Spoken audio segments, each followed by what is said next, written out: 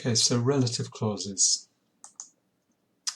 So first of all, their function. So relative clauses give information about the noun that they follow.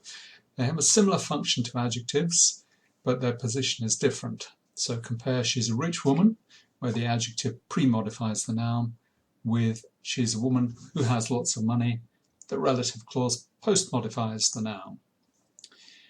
Now the relative pronoun who usually comes immediately after the noun it modifies, and we call that the head noun or the antecedent. It's coming before.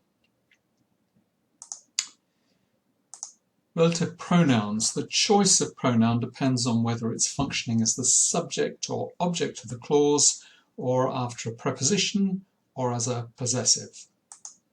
So as the subject, the police found the man stole my cat. The police found the man who stole my cat, that stole my cat. Object, she saw a dress, she loved the dress. She saw a dress which she loved, that she loved, or just she saw a dress she loved. So that's zero relative. After the preposition, this is the hotel, we stayed in the hotel. This is the hotel in which we stayed. The preposition is fronted. Or this is the hotel that we stayed in, the possession is stranded, it's at the end. Possessive, I spoke to a student, I don't know her name. I spoke to a student whose name I don't know.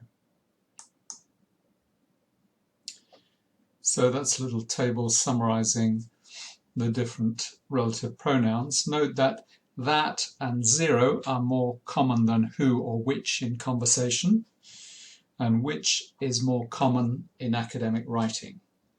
Okay, I suggest you pause the video now and do exercise 9a in Ewell.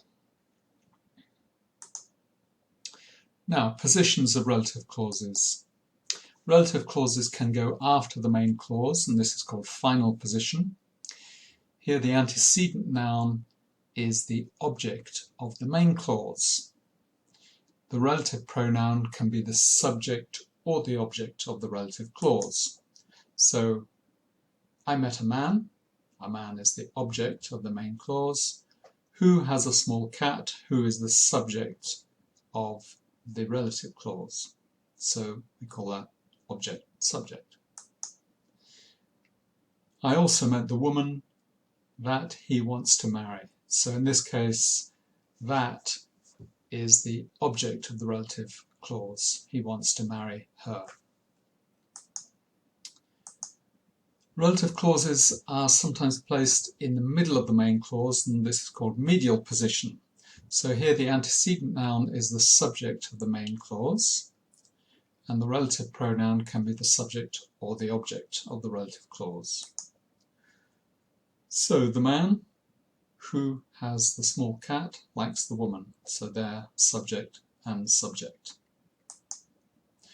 The woman that the man likes has a large dog, subject, object. But note that the relative pronouns are in the middle of the main clause. Note that the relative clause is in the middle of the main clause. The man likes the woman. The man who has the small cat likes the woman. The woman that the man likes has a large dog.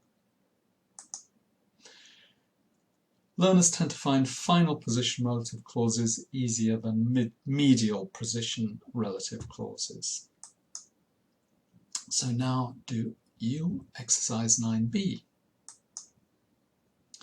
Restrictive or defining relative clauses. They define the antecedent noun.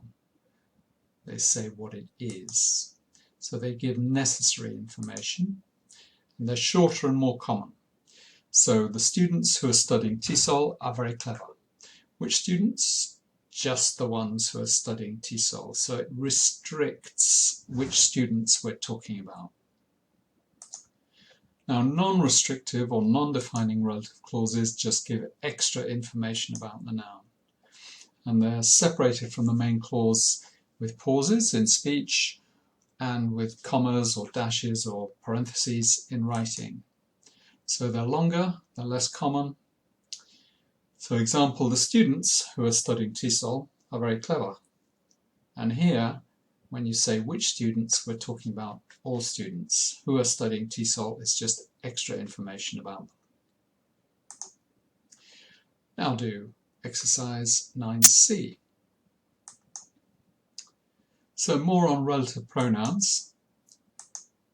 Which, that, and zero. Zero is not used in non-restrictive clauses. That is rare in non-restrictive clauses. Which can follow a preposition of which, but that can't. We can't say of that. And only which can refer back to a whole clause or sentence. See if you can find two examples in Yule's exercise 9C and say whether they are restrictive or non-restrictive. Relative adverbs, where, when, and why. So they can follow nouns referring to place, time, or reason. And they can be used without an antecedent noun. So this is the place where I grew up, or just this is where I grew up. Now do exercise 9D.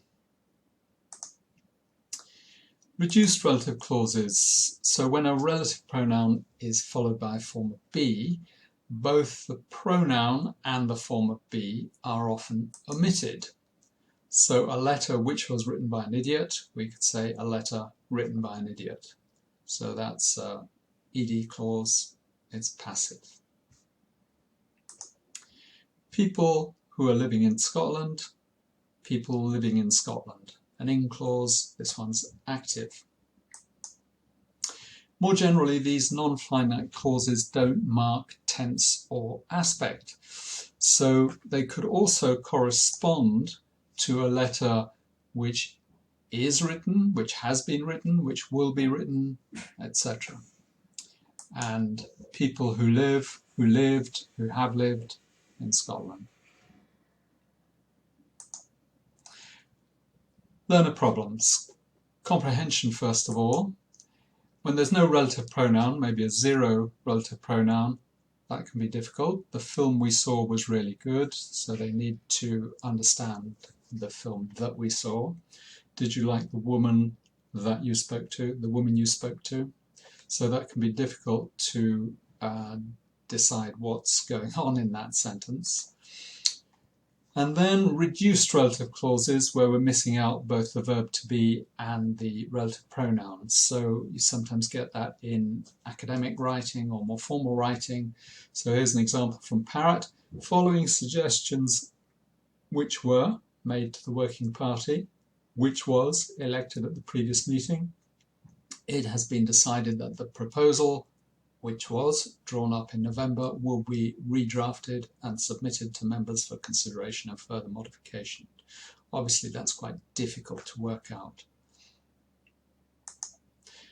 Learner problems production, sometimes using the wrong relative pronoun. The only thing, what he could do, I know the people which came to see you, a society which its rulers held absolute power. Sometimes omitting a relative pronoun. I went to visit my friend lived in Paris, rather than who lived in Paris. Adding an unnecessary pronoun. This is the book which I bought it yesterday. So some languages that will be correct. So in English we'd have to miss out the it. And another problem with relative clauses is because they're difficult, learners sometimes just avoid them. This is just a little thing to show you how the order of the relative clause and the noun in different languages. You'll see that in East Asian languages, including Mandarin Chinese, the relative clause comes before the noun, but in European languages, apart from one, they follow the noun. teaching, I recommend reading an article by Nakamori on teaching relative clauses, where he makes a suggestion that rather than starting with sentences, you start with the individual noun phrases, and then you use relative clauses to identify the noun phrase. Later, you put the noun phrases into sentences, and of course don't teach different types of relative clause at the same time.